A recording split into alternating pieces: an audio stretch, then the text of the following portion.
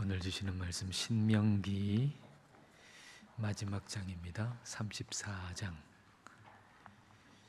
신명기 34장 1절부터 12절까지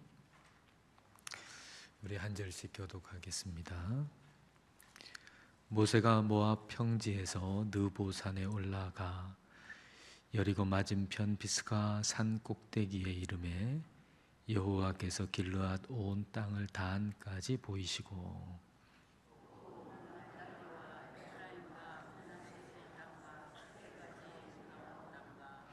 네겝과 종려나무의 성읍 여리고 골짜기 평지를 소알까지 보이시고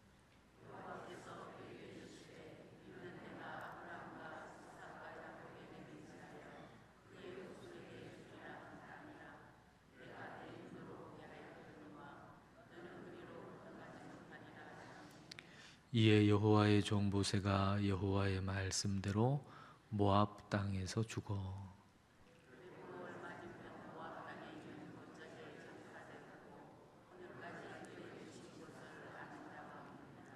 모세가 죽을 때 나이 120세였으나 그의 눈이 흐리지 아니하였고 기력이 쇠하지 아니하였더라.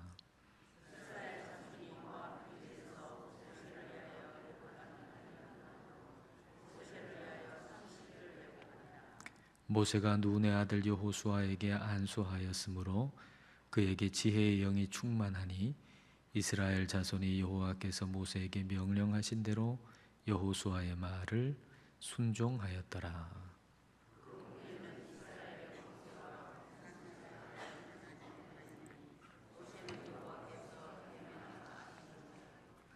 여호와께서 그를 애굽 땅에 보내사 바로와 그의 모든 신하와 그의 온 땅의 모든 이적과 기사와 모든 큰 권능과 위엄을 행하게 하심에 온 이스라엘의 목전에서 그것을 행한 자이더라.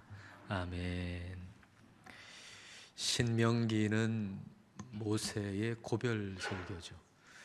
근데 모세가 고별 설교하는데 자기 얘기를 하는 것이 아니고 하나님께서 주신 말씀을 다시 한 번 더 전한 것입니다.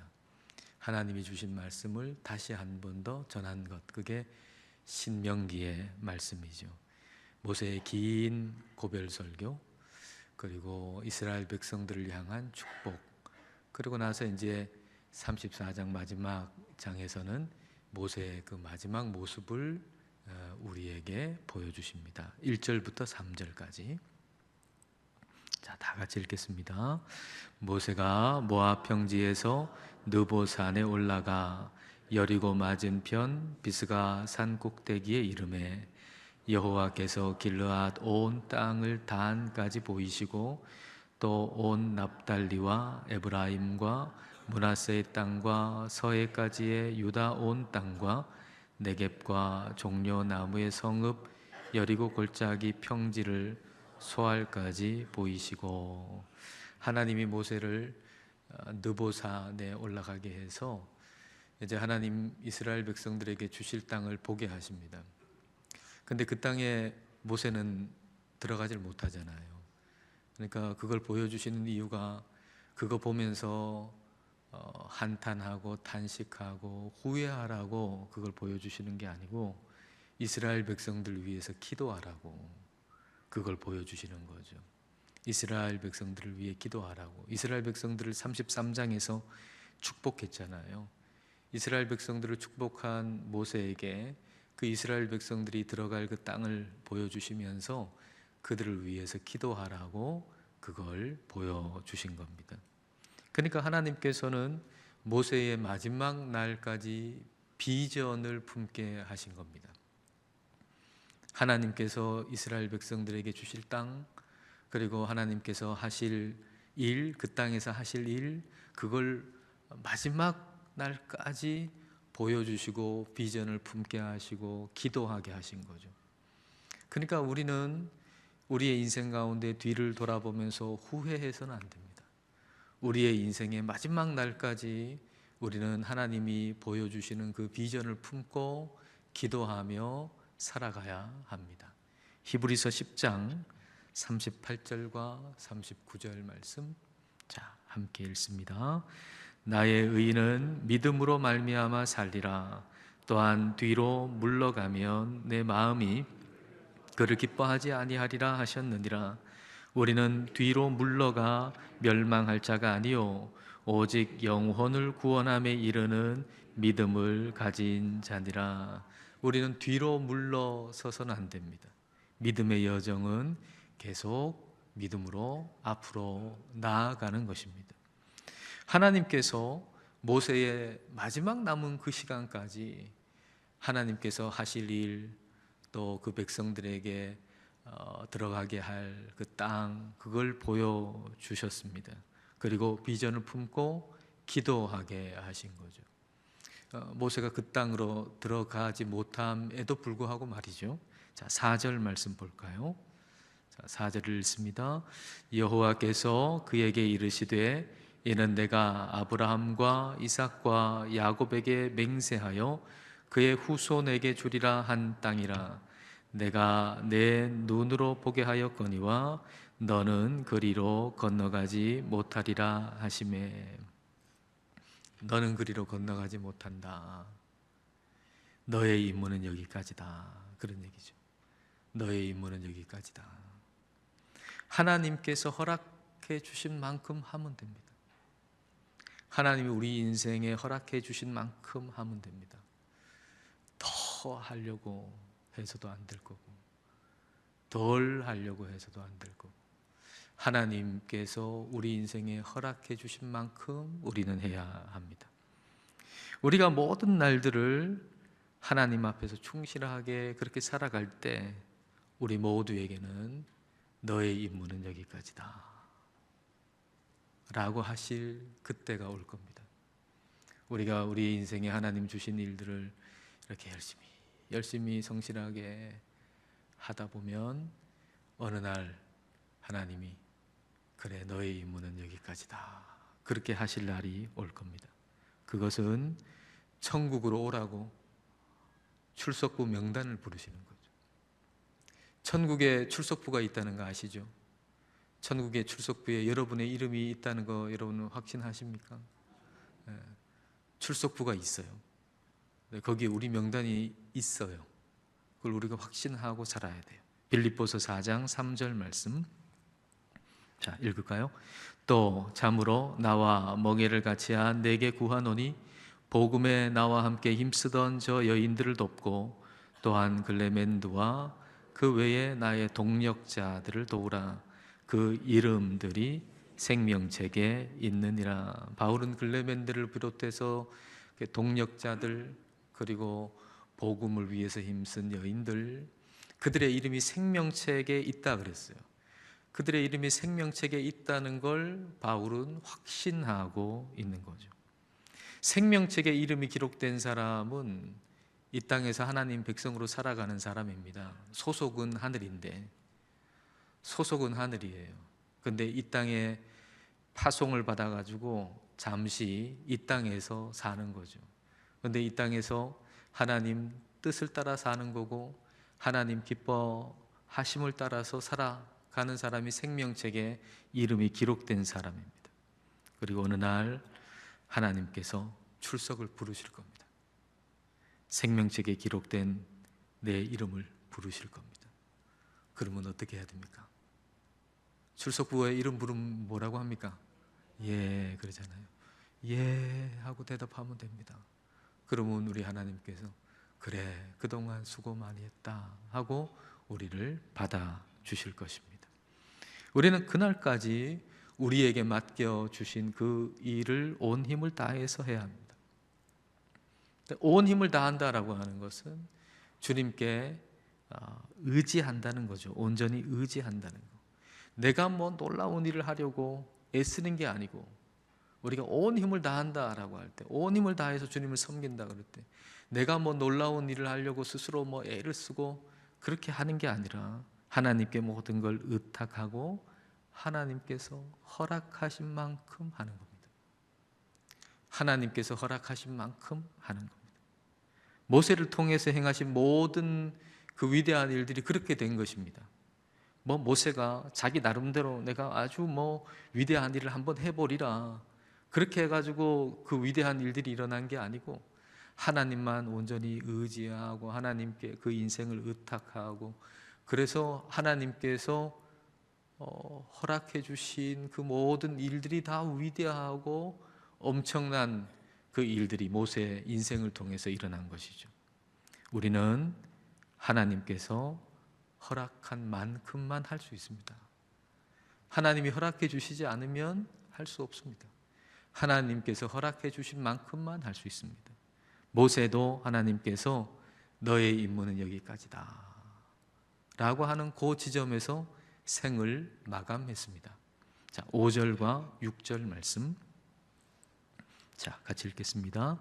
이에 여호와의 종 모세가 여호와의 말씀대로 모압 땅에서 죽어 벳부올 맞은편 모압 땅에 있는 골짜기에 장사되었고 오늘까지 그의 묻힌 곳을 아는 자가 없느니라.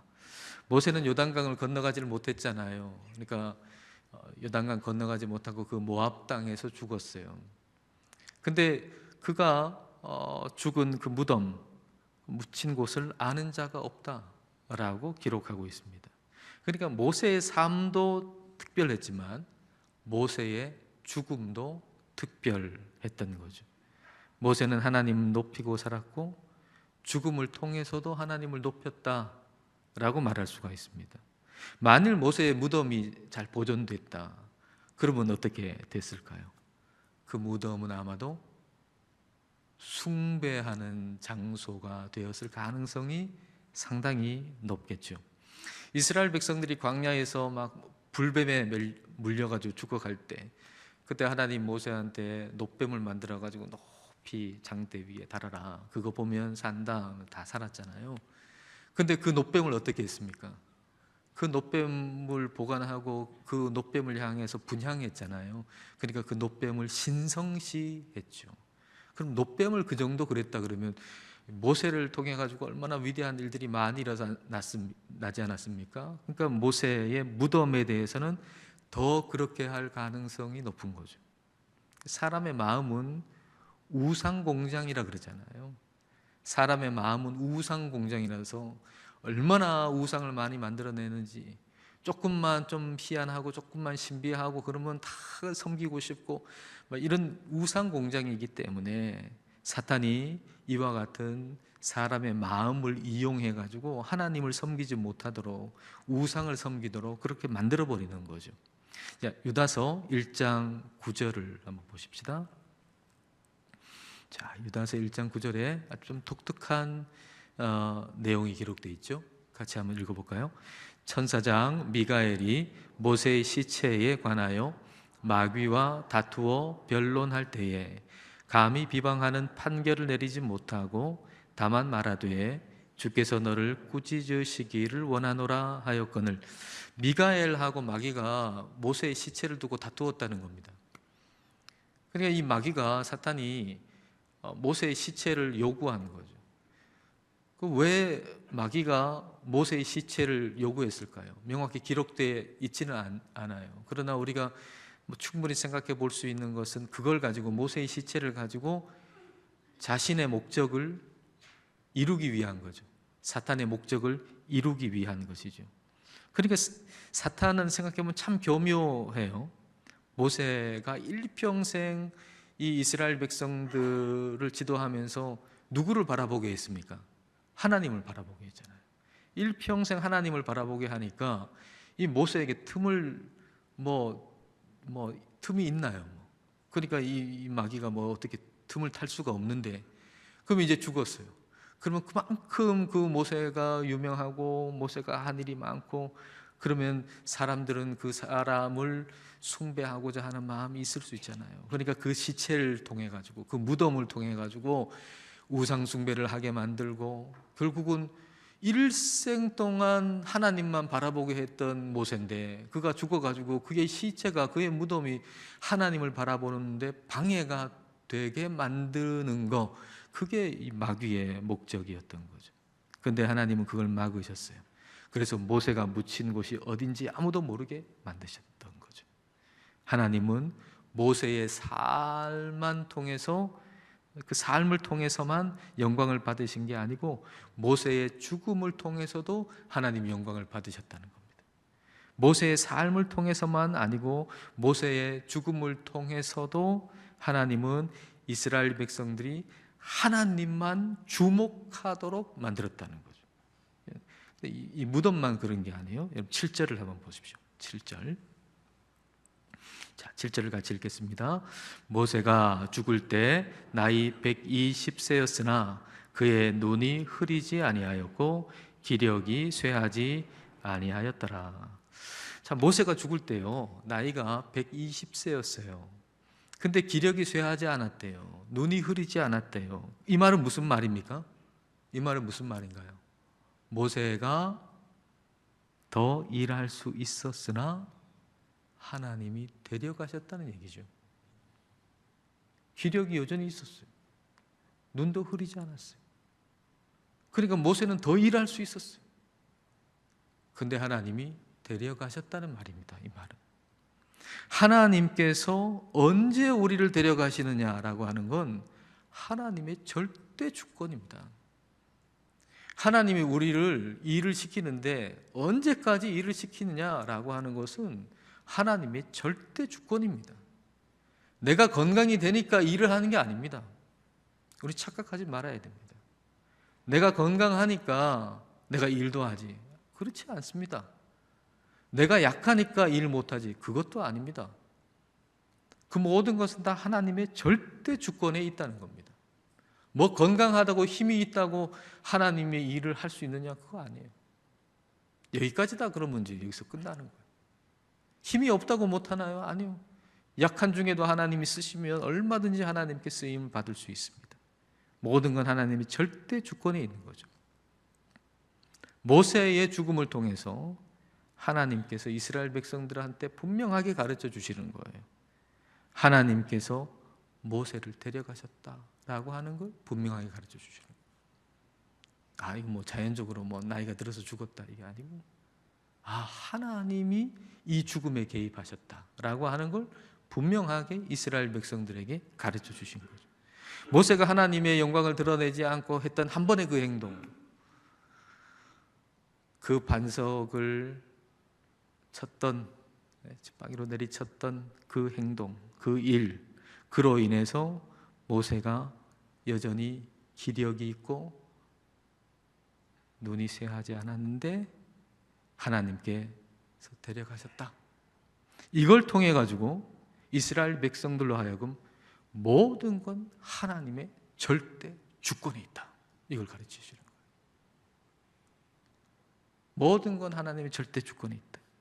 8절 말씀 같이 읽겠습니다. 이스라엘 자손이 모압 평지에서 모세를 위하여 애곡하는 기간이 끝나도록 모세를 위하여 30일을 애곡하니라. 모세를 위해서 장례 절차를 30일 동안 했습니다. 그런데 이 장례 절차 가운데 모세에 대한 애도도 있었지만 하나님을 향한 경외도 같이 있었던 것이죠. 모세가 하나님의 쓰임을 받아서 120세까지 살았잖아요. 그러니까 그거는 존경해야죠.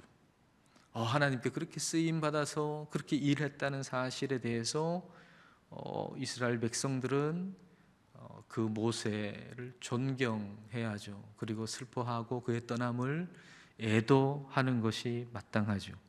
그러나 하나님을 제껴놓고 그 사람만 높이는 것은 매우 큰 잘못이죠.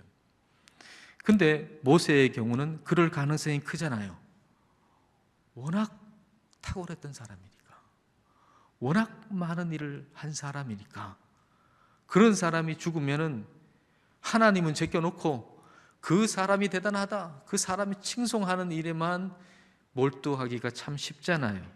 그러나 하나님께서 모세가 기력이 쇠하지 않았음에도 불구하고 데려가셨기 때문에 이스라엘 백성들은 그 장례를 통해서 모세를 애도하는 것에만 그치는 게 아니고 하나님을 두려워하는 마음, 하나님을 경외하는 마음, 그 마음도 같이 가지면서 그 장례 절차를 행한 것이죠. 그러니까 하나님은 모세의 죽음이 하나님의 영광을 가리지 않게 하셨다는 거예요. 이게 감사할 일이죠. 실컷 살아가는 날들 동안 하나님께 주목하게 만들고 하나님께 영광을 돌렸는데 내 죽음이 하나님의 영광을 가리게 된다면 얼마나 그게 안타까운 일입니까? 근데 하나님 그렇게 하시지 않았다는 거예요. 그게 감사한 일이죠. 우리는 어떤 것으로도 하나님의 영광을 가리지 않도록 해야 돼요. 우리의 삶을 통해서 우리는 하나님께 영광을 올려드려야 되고, 또 우리의 죽음을 통해서도 우리는 하나님께 영광이 올려지도록 우리는 기도해야 돼요. 우리의 삶이 복되기를 기도함과 동시에 우리의 죽음이 복되기를 기도해야 되죠. 우리의 죽음이 복되다라고 하는 것은 단순하게 편안하게 죽는 것만 얘기하는 게 아닙니다. 하나님께 영광이 되는 죽음을 얘기하는 거죠. 우리의 삶을 통해서도 하나님께 영광을 돌리고 우리의 죽음을 통해서도 하나님이 드러나기를 우리는 늘 기도해야 할 겁니다. 모세는 그의 죽음을 통해서도 하나님께 영광을 돌렸다라고 말할 수가 있어요. 그는 너무나도 뛰어난 지도자였잖아요. 너무나도 탁월한 사람이었잖아요. 그래서 그 다음에는 그런 사람이 나오지 않을 만큼 탁월한 사람이었죠. 10절 말씀 보겠습니다. 10절을 같이 읽습니다. 그 후에는 이스라엘에 모세와 같은 선지자가 일어나지 못하였나니 모세는 여호와께서 대면하여 아시던 자요. 모세는 하나님을 대면해서 안다 그랬어요. 얼굴과 얼굴을 맞대고 볼 만큼 그렇게 친밀하고 그렇게 하나님과 가까이 있던 사람이었죠. 그래서 그를 통해서, 모세를 통해서 이적과 기사와 권능과 수많은 일들이 일어난 것입니다. 그래서 모세와 같은 선지자가 그 이후에 일어나지 못했다, 그렇게 기록하고 있죠. 근데 이것은 말이죠, 모세가 최고였어, 그런 의미가 아닙니다. 그 이후에 모세와 같은 자가 일어나지 못했다는 얘기는 모세가 최고였어, 모세한테 초점이 있는 게 아니고요, 모세와 같은, 그와 같은 자가 오게 될 것이다 라고 하는 소망에 초점이 있습니다. 자, 모세가 그에 대해서 이미 말한 바가 있는데 신명기 18장 15절입니다. 자, 모세가 이렇게 얘기하죠. 내 하나님 여호와께서 너희 가운데 내 형제 중에서 너를 위하여 나와 같은 선지자, 모세와 같은 선지자죠. 나와 같은 선지자, 모세와 같은 선지자 하나를 일으키시리니 너희는 그의 말을 들을지니라. 이 말은 이제 모세가 이런 말을 할 수 있는 것은 하나님이 모세한테 그런 말씀을 주셨기 때문이잖아요. 그게 신명기 18장 18절에 나옵니다. 하나님께서 모세한테 이렇게 말씀하셨어요.